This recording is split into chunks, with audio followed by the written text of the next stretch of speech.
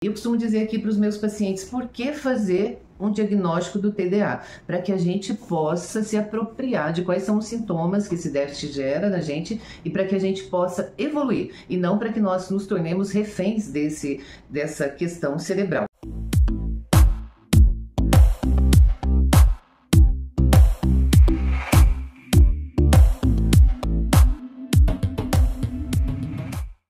Sou Eliana Biasoli, psicóloga há mais de 30 anos, em verdade 34 anos na área, amo estudar, não paro e sempre estou me atualizando para trazer aqui informações muito relevantes e de confiança e credibilidade para você. Eu tenho ouvido umas conversas aí na internet que não tem me agradado, que é assim, poxa, agora tá na moda ter o TDA.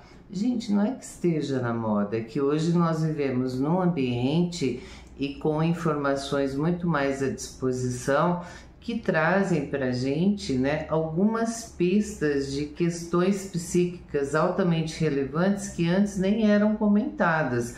Antigamente, quem tinha o TDA e o TDAH, que são coisas distintas, daqui a pouquinho eu vou explicar isso para vocês, era taxado como uma pessoa preguiçosa, voada.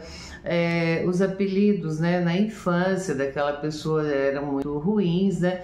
E hoje não, hoje a mídia, né, obviamente às vezes traz algumas coisas que não fazem sentido, mas de qualquer forma tem o papel de trazer para nós uma informação que antes era simplesmente velada e gerava uma série de preconceitos. O TDAH, em verdade, ele gera muitos rótulos nas pessoas que os têm, né? E são rótulos muito ruins. Então vamos lá, o que é um TDAH? É um transtorno, né, de déficit de atenção e hiperatividade mental ou motora, né? Pode ser aí ou ambos, né? Então, quer dizer, isso é um cérebro ruim, é um cérebro fraco. Às vezes eu vejo aqui com defeito, né? Alguns pacientes me falam isso. Não é um cérebro fraco, um cérebro com defeito. É um cérebro diferente e um cérebro que é extremamente potente quando a pessoa descobre o que ela gosta de fazer, e aí sim toda a potência desse cérebro ela vai aparecer. O déficit atencional, então, ele ainda é tido como um transtorno da infância, um transtorno que aparece ali nas funções acadêmicas, né? Quando, por exemplo, a criança tem dificuldade para aprender, ela troca letras, né? Enfim, ou ela come palavras ao falar, porque em verdade isso acontece porque esse tipo de cérebro ele é muito ágil, muito rápido, né? Então aí vem a dificuldade, ele não consegue se fixar em uma coisa que ele não acha interessante por muito tempo. Quando ele acha interessante, aí ele hiperfoca, que é uma coisa que, por exemplo, meu cérebro não tem, eu não tenho TDA, né? Então, se você souber lidar com esse seu cérebro e principalmente tiver um diagnóstico bem acertado, quem faz esse tipo de diagnóstico? Quem tem uma formação como eu, psicóloga, neuropsicóloga também sou, e os psiquiatras e os médicos, os neurologistas, né? Então, o que vem a ser o déficit atencional? O déficit atencional, além dos prejuízos lá na primeira infância, na escola, né? Então aqui a criança, às vezes ela não aprende, ela reprova, ela precisa de aulas de reforço. E quando existe a hiperatividade, que é um outro aspecto, né? A criança não para na cadeira, ela fica cutucando o colega. Entende por que ela cutuca o colega, ela não para na cadeira? Porque ela não consegue prestar atenção. E aqui a gente suspeita de que exista uma alta inteligência aqui. A pessoa ela aprende muito rápido e ela se desfoca, ela se desconecta, né? E hoje, nós que estamos na área, as pessoas que, assim como eu, né, constantemente estão se atualizando, se desenvolvendo. Eu já coloquei aí no meu canal que eu tenho 7 especializações na área. A gente vai entendendo que os adultos, eles têm uma nova forma, uma nova aparição do TDA, né? Então, enquanto que lá na criança existe um prejuízo acadêmico, provavelmente apenas nessa área, o foco é esse ainda, infelizmente, de alguns profissionais, né? Então, assim, não, a criança não teve isso, não teve problema de aprendizado, mas ela teve aula de reforço. Então, na vida do adulto hoje, eu gosto de analisar o trabalho com diagnósticos, né, de TDAH, e eu gosto de ver aqui os prejuízos funcionais que acontecem na pessoa. Como é que eu avalio isso, né? Aplicando alguns testes ou não, que eu já tenho muita experiência na área, 35 anos, como eu disse, e também por meio de entrevistas clínicas, onde a gente vai pegando pistas, né, de quais são os erros, onde a vida da pessoa não está funcionando bem. Então, por exemplo, maus funcionamentos que podem te levar a buscar um diagnóstico, né, com relação ao TDA, e se você precisar de ajuda, de novo, me procura, o meu contato está aí na minha bio, no YouTube, e lá no Instagram, quem me segue, o meu contato de WhatsApp também está lá. Então, por exemplo, o desvio de atenção, a pessoa se desvia atencionalmente muito rapidamente, a gente sabe que a cada 30 minutos o cérebro desconecta. Aquela pessoa que está conversando com você, de repente, do nada ela muda de assunto e se perde, não sabe mais o que estava falando e fica um pouco constrangida com isso. É porque o cérebro é muito rápido, é muito ágil e ela não consegue focar em um assunto só, então ela vai pulando de um assunto para o outro, né? A emoção dessa pessoa que tem o TDA e a hiperatividade também, e aí precisa avaliar se são ambos ou um só, para isso precisa de um especialista na área, que são aqueles que eu já disse, a emoção e irritabilidade. Uma outra coisa, assim, são pessoas muito desastradas, né? Por quê? Por que elas são desastradas? Porque elas não estão prestando atenção no ambiente, elas estão dentro da cabeça delas.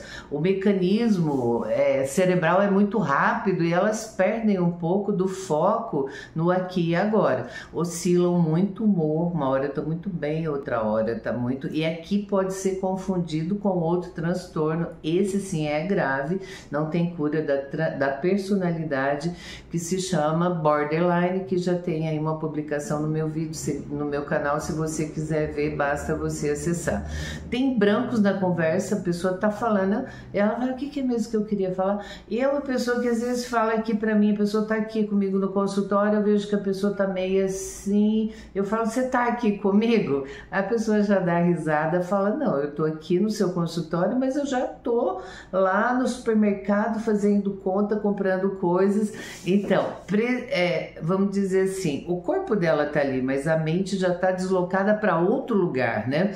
São pessoas que muitas vezes se envolvem em situações de alto risco, porque esse tipo de cérebro tem uma alta impulsividade. O que é impulsividade? Primeiro faz e depois pensa. Isso é muito perigoso para as pessoas que têm esse déficit, né? Outra questão são pessoas que interrompem muito a fala do outro, né? A pessoa não acabou de falar, ela já está interrompendo.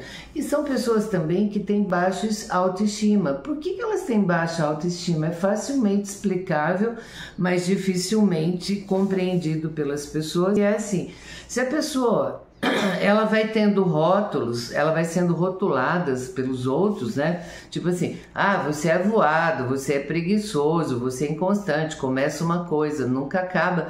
No final, ela vai se achar um fracasso, porque ela começa coisas, não acaba, ela se vê cada dia de um jeito, oscilando muito o humor, e a baixa estima, a autoestima, ela começa a baixar muito fortemente, né? Então, olha, quem tem hiperatividade, por exemplo, fica o tempo inteiro remexendo na cadeira, vai para lá, vai para cá, são pessoas inquietas, podem ter a síndrome das pernas inquietas, aquela pessoa que fica balançando as pernas. Cuidado, porque isso também pode ser um sintoma lá do TARC, da ansiedade generalizada, né? Bom, então o que eu tô te dizendo para você, não está na moda diagnosticar o TDA, é que hoje nós temos mais informação e aí é fundamental que, se você de repente ouviu meu vídeo aqui, percebeu que tem mais de 6 dessas coisas que eu falei, que você procure um profissional especializado para que você possa ser devidamente tratado. O que é um tratamento devido? Medicação. E um outro ponto, uma reestruturação cognitiva. É fundamental que eu trabalhe com esse paciente, por exemplo, ele ter uma rotina muito clara e muito bem feitinha. Isso ajuda o cérebro dele a ficar melhor. Que ele consiga descobrir as áreas nas quais ele é apaixonado, que ele tem muito interesse, porque aí eu consigo usar toda a potência cerebral dele a favor dele. E medicar, gente, né?